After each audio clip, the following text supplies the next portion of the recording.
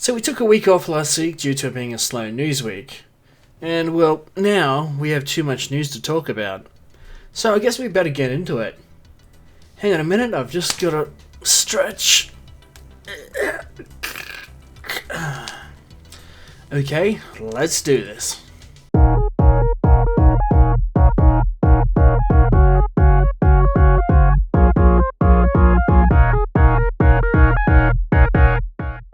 Oh hey, it's you! Welcome to Free to Play, where we deliver you the latest in gaming news straight from the fish's mouth and onto the dining plate. I'm your host, Charlie K, and in this week's news we'll be covering all the latest news straight from Blizzcon. The Last of Us 2 has been delayed, and a telco company now offers consoles and plans. And also, is EA hinting at remastering a certain video game? Find out all the latest news and more in this week's episode of Free to Play. But before we begin, if you're new here and you love video games, why not consider subscribing to NeoAir? NeoAir, your gaming portal. For our first bit of news for this week, Ubisoft has decided to delay Watch Dogs 3 Legion, Rainbow Six Quarantine, and Gods and Monsters. The news comes as Ubisoft admit that the launch of Ghost Recon Breakpoint has failed to meet expectations after a rocky start with gamers, and The Division 2 has also taken a hit with a massive player drop-off after launch. Watch Dogs 3 Legion will now launch in March 2020, with Rainbow Six Quarantine and Gods and Monsters also being pushed back until next year. Speaking of game delays, Naughty Dog have decided to delay the launch of The Last of Us Part 2 to May 29th, 2020.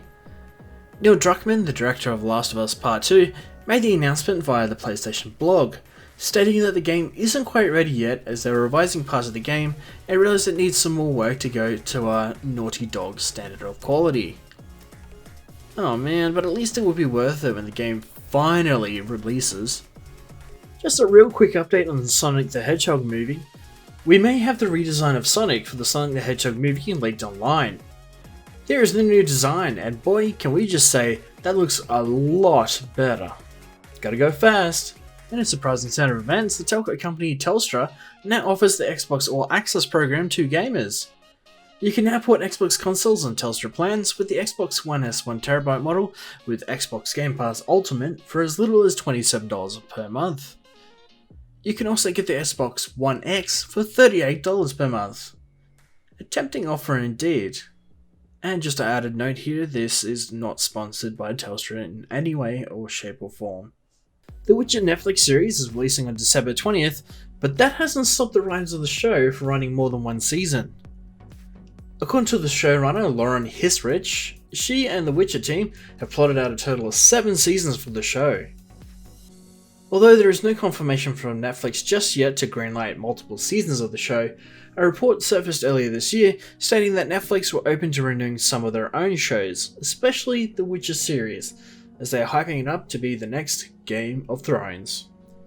Game of Thrones ran for a total of 8 seasons, so it'd be no surprise if Netflix decided to do the same. So BlizzCon happened over the weekend, and man, what a big event it was this year. Blizzard decided to start things off with a full apology from the Blizzard president J. Allen Brack after banning an esports player from performing in any of their tournaments for a total of 2 years and freezing the prize money. Wow, what a jerk. These actions caused a lot of backlash in the gaming community, and many members of the esports community thought Blizzard's actions were far too harsh. Blizzard later softened their punishment and gave the prize money to the winner. To find out more details about the whole situation, give the card above a click or tap to be taken to a previous episode. On a more positive note, Blizzard took to the stage to announce 2 new games. Blizzard announced Diablo 4 with a brand new trailer, as well as a gameplay trailer. And not too long after that, they then announced Overwatch 2, which shocked a lot of gamers out there.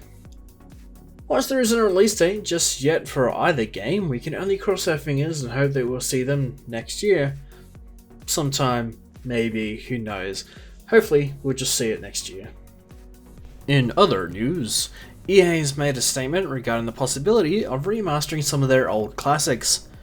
In a report made to investors, EA has a massive list of games planned for 2020 and 2021 fiscal years that are yet to be announced.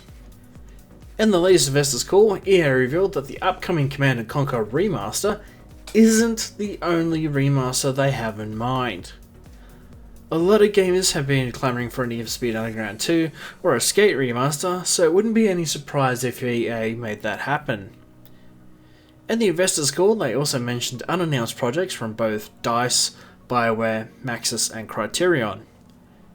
We also learned that there will be another Battlefield game in the works, just in time for the release of the next generation of consoles, which should be releasing sometime in the 2021 and 2022 fiscal year. Oh man, if they really remastered Need for Speed Underground 2, it would just make my day. I can already hear Riders on the Storm. That was one big episode. We hope you enjoyed this week's episode. If you did, why not give this video a great big thumbs up and share it with your friends. If you don't, we won't give you access to our remaster of SimCity. This is Charlie K. Gamers Unite! And we will see you on the next level.